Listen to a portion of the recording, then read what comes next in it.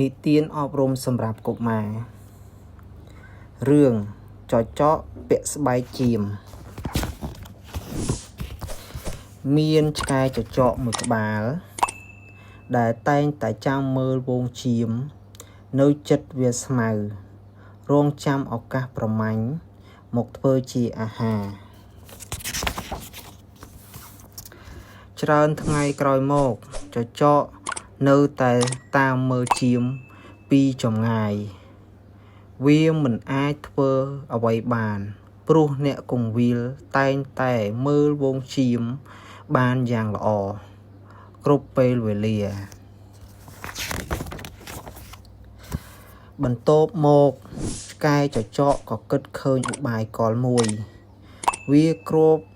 ខ្លួនរបស់វាដោយស្បែកជៀមដែលវាបានលួចពីអ្នកភូមិធ្វើឲ្យវាមើលទៅដូចជាសត្វជៀមមួយក្បាលហើយឆ្កែចចកក៏ដើរចូលទៅក្នុងវងជៀមវាញញឹមសប្បាយចិត្តហាហាហាខ្ញុំនឹងចាំរហូតដល់ល្ងាច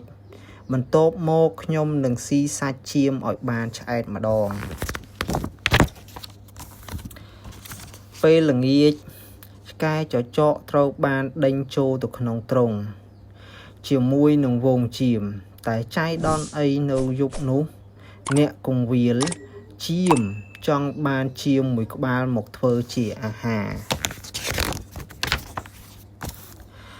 នៅពេលដែលអ្នកគង្វាល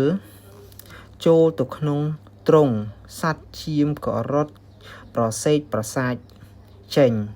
ឆ្កែចចកមិនដឹងរឿងអីវាឈរស្ងៀមទីបំផុតជនរងគ្រោះសំណាងអាក្រក់ដែលត្រូវបានចាប់បានគឺជាឆ្កែចចកដែលពាក់ស្បែកជៀម